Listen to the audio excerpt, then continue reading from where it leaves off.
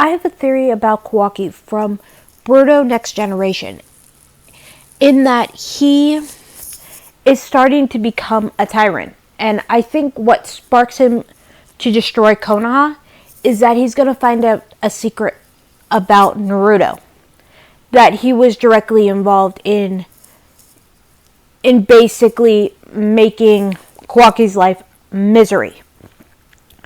Naruto might have not been trying to, but with his actions was directly involved in those actions.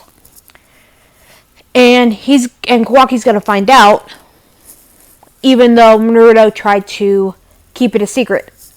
And I know it's gonna be a painful, because we see a kid that is trying to do the right actions, but it's paving to a negative result.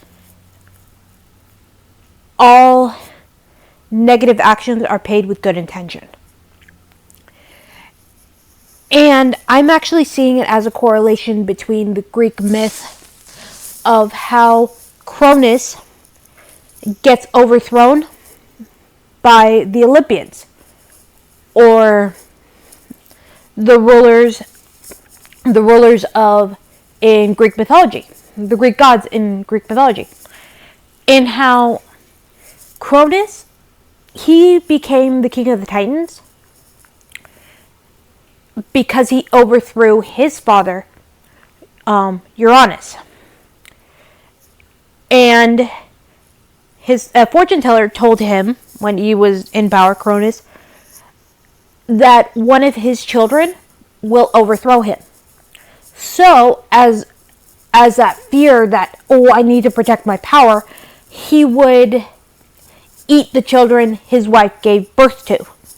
And his wife, after a while, got fed up and switched Zeus with a stone. And Zeus grew up and overthrew him. And I see that as Kawaki trying to hold power to protect, while Uranus was trying to keep power for the sake of power. But I see that general relation because they're both trying to keep control, because they have that fear of losing. But in reality, what they're doing is just basically making that action stronger, unfortunately.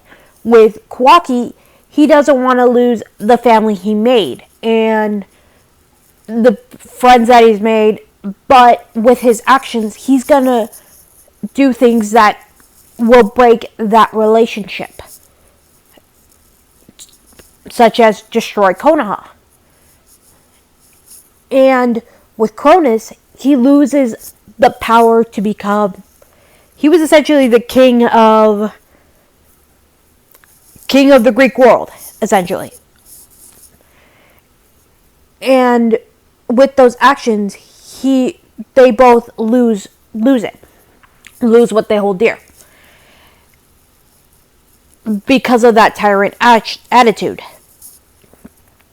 And sometimes the action is best to... Ignorance is bliss, but also you have to see other points of view. And there's also another Greek myth that I also see, is the one of Perseus. Because Perseus, his grandfather, the king, actually had a fortune teller tell him his fortune. And the grandfather got a vision from the fortune teller that she said that your grandson is going to kill you. And so his daughter is pregnant by Zeus, and they have a son. The daughter and Zeus. And when he gets born, the grandfather basically locks away his daughter and son in a box and throws them into the sea to essentially drown and die. But they survived. And then later on, Perseus does the action by accidentally throwing a discus, and then he dies. The king dies in that action. So, in a way, he basically reaped what he sowed. And that's what I'm seeing with Kawaki.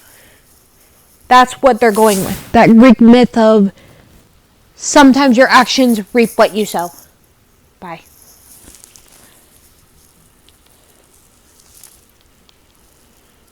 And thank you. Thank you and bye.